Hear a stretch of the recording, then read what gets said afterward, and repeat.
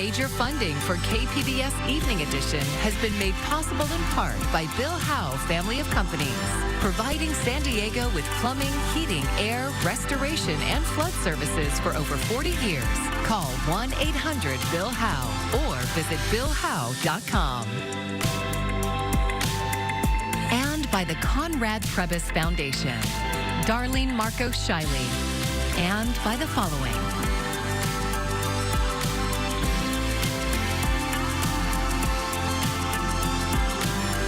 And by viewers like you.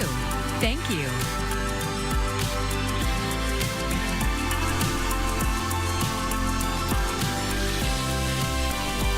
San Diego's Democratic members of Congress say federal immigration agents are terrorizing communities. Thank you for joining us. I'm Maya Trabulsi. And that is after Immigration and Customs Enforcement agents conducted a workplace raid in South Park on Friday. KPBS reporter Gustavo Solis says this is the San Diego region's most vocal pushback yet to President Donald Trump's mass deportation campaign.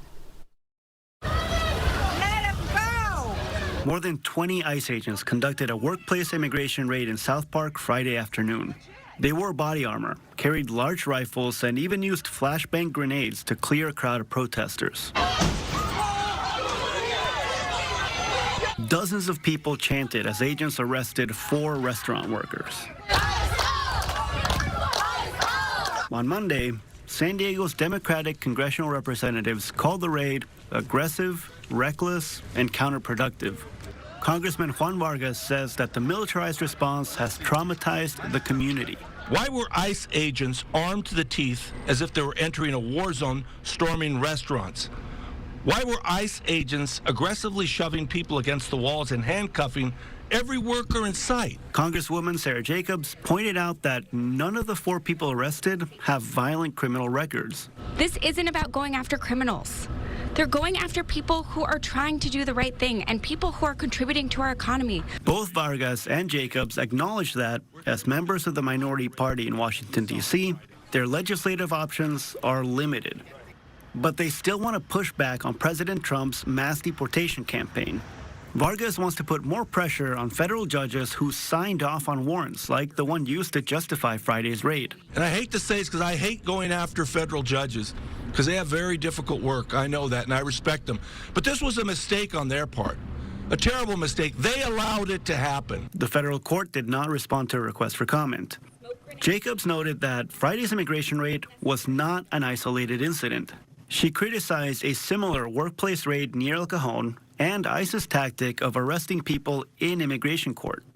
She says communities can make a big difference if people speak out. All of this public pressure, actually really works, right? We saw them change their policies on the student visa revocations in the first Trump administration on separations at the border because of public pressure. Congressman Scott Peters warned that these types of raids could be just the beginning. That's because of the big, beautiful bill that Congress recently approved, and it has more than $100 billion for immigration enforcement. This terrible, terrible waste of resources. The big, beautiful bill that they passed has $100 billion added to do stuff like this. He also criticized the Trump administration for saying that they're prioritizing violent criminals, but arresting innocent people. It's coming from inside our own government. This is our government terrorizing our own communities. And that is absolutely upside down, wrong-headed. An ICE spokesperson did not immediately respond to a request for comment. Gustavo Solis, KPBS News. 3 days after the ICE arrests, other South Park businesses are raising money for those detained. Fernside Bar told our media partner KGTV it raised $7,000 through its Slushy fundraiser. And that money is going to the American Bar Association to support immigration lawyers who offer services pro bono. There's also a GoFundMe campaign, which has already received over $86,000. I don't think it's ever an inappropriate time to be a good person. And you can see that as a shared mentality amongst all the people in the community. I just think as a community, as a South Park community, we need to all kind of come together. It kind of shows how much love there is in our South Park community. In a statement, the company behind Buona Forchetta says all its restaurants in San Diego and Orange counties will remain closed through tomorrow. In a separate social media post Saturday, the company says it is working with attorneys to locate and support detained employees and their families. Well, tonight we're dropping down into the low 60s, and some of you, especially closer to the coast, you may have noticed the marine layer and the low clouds we've been dealing with. That is actually going to deepen. The marine layer is going to deepen over the next couple of days. That means the low clouds are going to move even further inland. We do have some higher level clouds that we're dealing with as well. I'll tell you what to expect for the rest of the week ahead coming up. A 15-year water war is over at last. Southern California's two largest water agencies have reached an agreement. KPBS reporter John Carroll says the landmark settlement signals a new era of water sustainability in the region. This is a moment some thought would never come. The signing of agreements signaling the end of litigation between the San Diego County Water Authority and the Metropolitan Water District of Southern California, litigation that began in 2010. And at times, I know it was seemingly an unbridgeable divide. Nick Serrano chairs the San Diego County Water Authority Board. He described the legal battles over the last 15 years in stark terms. Ones that have defined a generation of water policy, strained relationships, cost ratepayers, and too often diverted our collective focus and energy away from what I believe matters most, the people we serve. The litigation between the two agencies centered around the price the Water Authority pays to Los Angeles-based Metropolitan for the exchange of water. Beginning in 2010, the authority repeatedly challenged Metropolitan's price. Both sides won legal battles along the way. Now, the Water Authority will pay a fixed price for Metropolitan water, adjusted annually for inflation. The price will no longer be tied to Metropolitan's rates, a primary factor in the disputes. Now, the authority can offer water deliveries to other water agencies that get their water from Metropolitan. It was one of my goals as chair to put an end to this strife, very expensive strife that added up to $40 million when you combine what both agencies spent. So it's better for us to see our shared challenges and be able to work together in partnership because we have the same interest in mind. Serrano says the two agencies started talking in earnest about ending the litigation about a year ago.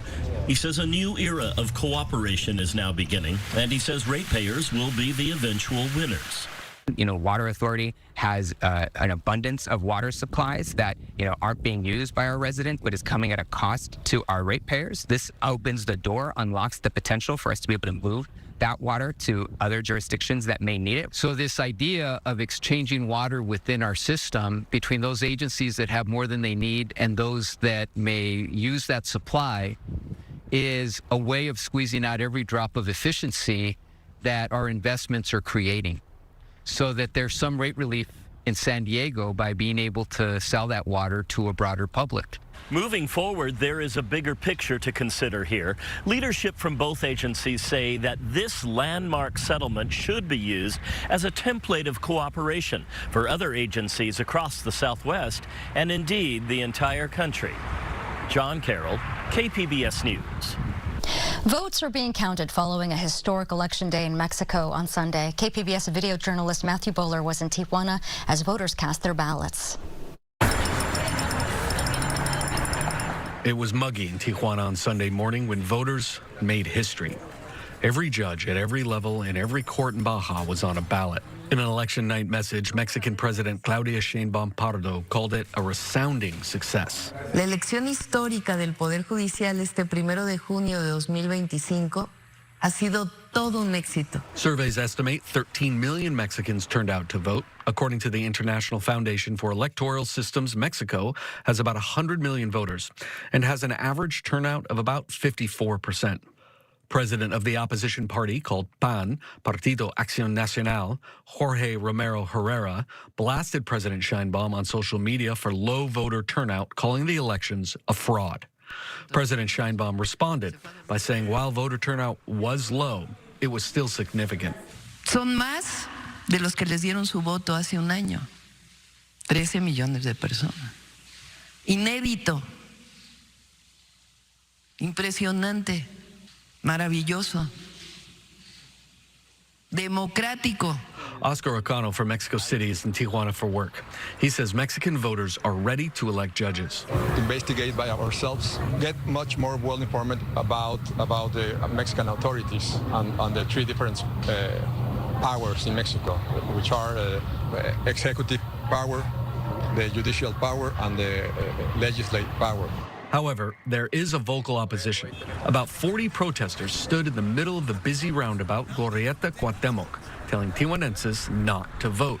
Marco Antonio Juarez says there is no way the average person can be educated enough to understand who to vote for. It's so hard. You can go to the vote place, and there is a long list. How come you vote for them? So it's just a show. It's a circus. Results will start coming in later this week, and winners will be sworn in on September 1st. Reporting in Tijuana, Matthew Bowler, KPBS News. In the last 4 years, National City has paid to settle 3 separate civil rights lawsuits brought by the families of people who died after police officers confronted them. KPBS South Bay reporter Corey Suzuki says those settlements have reignited questions about how police respond to people in mental health crises. And a warning, this story includes violent images. The cemetery is quiet. It's a tiny plot of land tucked away behind the mortuary in southeast San Diego. On spring evenings, the sun spills across the grass. Roberto Umana comes every week to change the flowers. He places them in a vase that he spray-painted bright gold. He wanted his older brother's gravestone to have some color. He liked very bright colors when it came to like his style, his fashion, like especially shoes. So, I don't know, I think it just stands out, really. That's kind of why I did it. As Roberto tells it, his brother Brian was a pretty quiet person. He liked comedy and collecting sneakers. Like any younger sibling, Roberto looked up to him. I remember he got his ears pierced. I wanted to get my ears pierced. Stuff like that. He was just my big brother. I wanted to follow him with whatever he was doing. Brian was confronted by National City police officers in the early morning hours of October 2021. Roberto says Brian was in the middle of a mental health crisis, triggered by their father's death 8 years earlier. Body camera footage and court records show the encounter began when police dispatchers received a call about a person breaking into a storage facility. County investigators say the caller reported that the person was holding a blade and left on foot. Where's the knife at? 3 officers responded, body cameras rolling. They found Brian pacing along the sidewalk in the rain, holding a machete in his right hand. In their video, you can see that he's barefoot. The cuffs of his brown pants look like they're soaked with water. They yell at him to drop the machete and threaten to release a police dog. Brian starts walking away from them up the sidewalk. One of the officers fires a taser, and Brian flinches. 2 officers move in close. Brian turns towards them and raises the machete. 2 officers, Evan Davis and Michael Sportelli, open fire. Davis with a handgun, Sportelli with a high-powered AR-15 rifle. They hit Brian 8 times, according to the DA's office. In the video, Brian freezes and topples from the sidewalk into the street. It was the 3rd time in 4 years that National City Police confronted someone in crisis, and that encounter turned fatal. In 2018, a black man named Earl McNeil stopped breathing in custody after officers arrested him and used a full-body restraint device and a mesh face covering to bind his arms and legs. Get on the ground! In 2019, a white man named Tony Wilson died after officers pressed him against the ground and tased him repeatedly. County investigators eventually declined to bring criminal charges against the officers who shot Brian, but Roberto still had questions. He felt like there had been clear signs that Brian was mentally unwell. His bare feet, the time, 4 a.m., the fact that he was pacing back and forth. It's kind of common sense that he was going through a mental health crisis, and the officers didn't really de-escalate whatsoever. A year after the shooting, Roberto filed a civil rights lawsuit in federal court, arguing that officers failed to de-escalate the situation and used excessive force. Separately, the families of Tony Wilson and Earl McNeil filed their own lawsuits. The cases stretched on for years, but eventually, in all 3, National City officials decided to pay to resolve them, instead of allowing them to go before a jury. This past February, city officials paid Roberto and his family $1 million to resolve their case. Every officer-involved shooting is traumatic for all involved. City officials said the settlement didn't mean the city did anything wrong. Here's City Attorney Barry Schultz speaking at a city council meeting in February. The City of National City and the police department agree that the officers' actions were justified during this critical incident. But for some experts, these settlements do raise new questions about what National City has learned from these cases. Joanna Schwartz is a professor of law at UCLA and a national expert on police misconduct litigation. She says the city should be closely examining the information that emerged in court, combing through depositions and documents. If there was an airplane crash and 3 people died, you would be opening up that black box to try to figure out what happened and what went wrong and whether there is any shift, any change that could be made to prevent it from happening again. The settlement has changed some things for Roberto. The cemetery where Brian is buried used to be a place of anger and worry. But when he visited this past April, Roberto said he felt calm. I'm very relaxed when I come here now, very at peace. Still, he does worry that the city may just plan to move on from his case and the cases of the other families. Tomorrow, we'll look at what National City is doing to change their policies when it comes to responding to people in crisis. In National City, Corey Suzuki, KPBS News. I'm Amna Navaz. Tonight on the NewsHour, the latest on the attack on a Jewish group in Boulder, Colorado. That's coming up at 7 after Evening Edition on KPBS.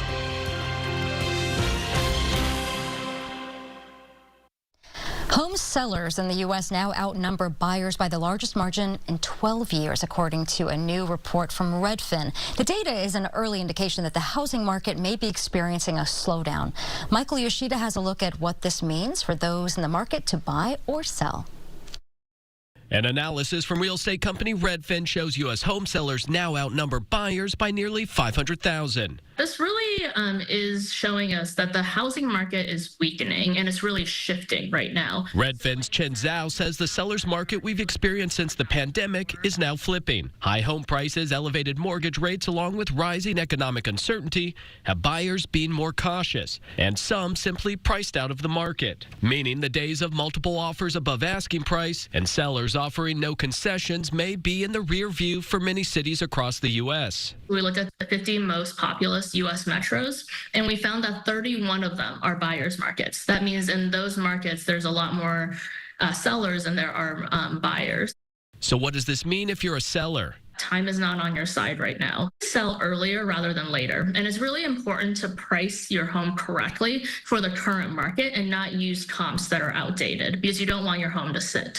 For buyers, unlike the last few years, Zhao says you now have more power to negotiate deals on price, commissions, and more. You really have an opportunity now. There's a lot more inventory on the market, so you have a lot more to choose from to find a home that you like. And once you find that home, there's a good opportunity to negotiate right now. In Washington, I'm Michael Yoshida reporting. KPBS has been reporting a lot lately about San Diego's budget problems, but we wanted to hear your questions. San Diego independent budget analyst Charles Modica joined KPBS Metro reporter Andrew Bowen on Reddit last week for an Ask Me Anything session, also known as AMA. People wanted to understand why revenues are down, if the city's spending is wasteful, and who exactly is to blame. The city has a $6 billion budget and predicting a deficit of $300 million next year. You can read the AMA in its entirety on reddit.com/r/San Diego. And we wanted to know, how would you balance the budget? Find out in our new interactive game where you get to make those tough calls. From public safety to housing, parks to potholes, every dollar matters. Raise revenue, cut spending, and choose what San Diego can afford. Can you balance the budget? Play now at kpbs.org/budget challenge, or you can scan the QR code on your screen.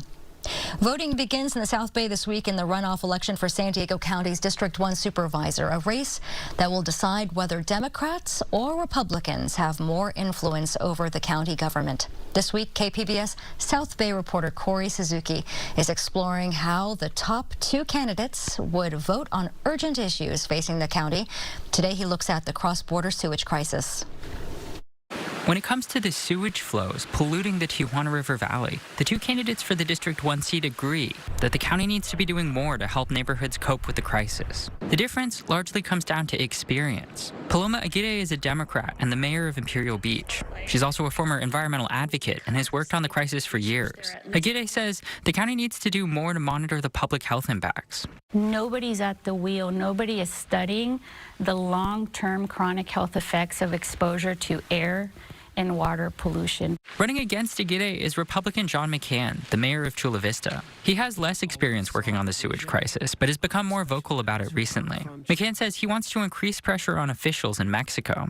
We can continue to build and try to be able to stop and treat it on the U.S. side, but really what needs to happen is the politicians on the Mexican side have to be able to treat their own sewage. We'll have more tomorrow on the candidates and immigration policy.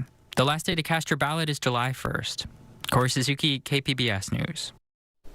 And you can find out more about the special election, the candidates, where to vote, and whether you live in District 1 on our website. You can just go to kpbs.org/voterhub.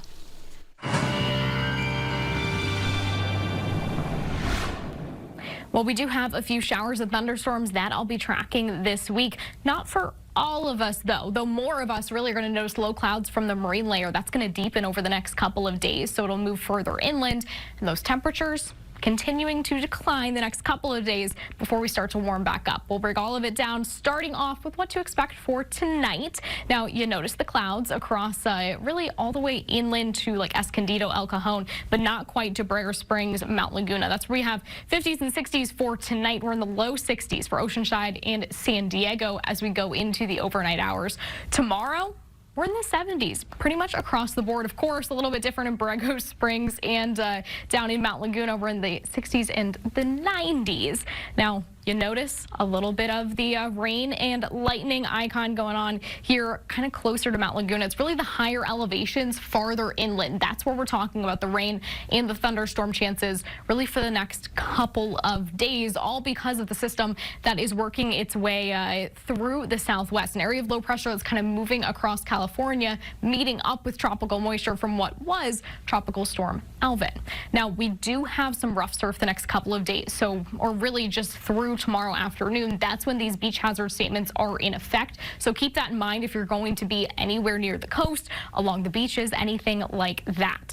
We'll take a look at radar and satellite, give you an idea of exactly what to expect with the rain and the thunderstorm. So more of us really are going to be dealing with the clouds, like I mentioned. But as we go throughout the overnight hours and into tomorrow, we stay mostly dry, but then we will start to see some of those showers and thunderstorms popping up. This is Tuesday overnight into Wednesday. That's the timing we're looking at right now. But really the overall message is Tuesday and Wednesday, be prepared for some showers and thunderstorms right around Brayer Springs, Mount Laguna, and then even farther inland. Most of us not going to really notice raindrops at all at this point. Now, kind of bigger picture, more of the rain, it's farther inland into the southwest. That's where we're dealing with most of that rainfall. Taking a look at your 5-day outlooks here, we're in the 70s really across the board along the coast. Farther inland, we do get up to the 80s by the time we get to Saturday. Then our mountain 5-day outlook, that's where you see some of the thunderstorm impacts. We're in the 60s across the board. We jump from 65 to 75 Friday into Saturday. And then our desert outlook, we're in the 90s until we get towards the weekend. That's when we return to the triple digits. And that's really a lot more sunshine in the desert as well. For KPBS News, I'm AccuWeather's Anna Azalian. Today, the San Diego family of a soldier killed in World War II was presented with the Congressional Gold Medal. KPBS military reporter Andrew Dyer has more on this story, 82 years in the making. Army Major James O'Donovan was among the first Americans in combat during World War II. He was among the soldiers tasked with defending the Philippines from Japanese invasion in 1941. Steve Unwin is O'Donovan's grandson. But they fought for 5 months and gave everything up and left nothing for their own survival. O'Donovan survived the Bataan Death March after the battle, but died 6 months later as a prisoner of war. His remains couldn't be identified after the war and were buried in the Manila American Cemetery, his marker saying his name was known but to God. This year, the Defense Department identified O'Donovan with DNA evidence. He was then transferred and buried at Miramar National Cemetery in April. The meaning of that is monumental to the family because our grandfather's been missing for 82 years.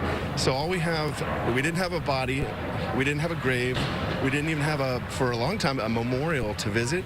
And so it was just stories and kind of a sadness in the family. When remains like this are identified, the military treats them like any other fallen service member. They're transferred with the help of an active duty service member called a casualty assistance officer.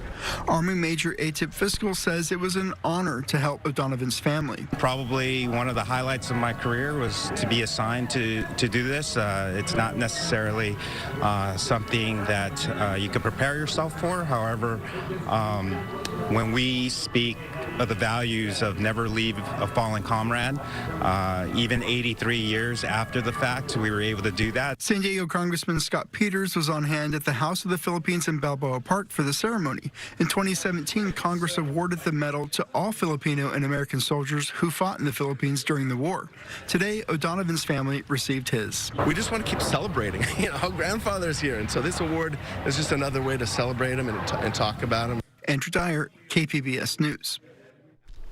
And here is a look at what we are working on for tomorrow in the KPBS newsroom. President Trump's budget bill is now in the Senate. NPR's Morning Edition will talk to a senator about where the negotiation process stands now. California law requires high schoolers to take an ethnic studies course before graduation. KPBS Midday Edition takes a look at what will happen if funding for these classes doesn't go through. You can find tonight's stories on our website, kpbs.org. Thanks for joining us. I'm Maya Trabulsi. Good night. Major funding for KPBS Evening Edition has been made possible in part by Bill Howe Family of Companies, providing San Diego with plumbing, heating, air, restoration, and flood services for over 40 years. Call 1-800-BILL-HOWE or visit BillHowe.com. And by the Conrad Prebys Foundation, Darlene Marcos Shiley, and by the following.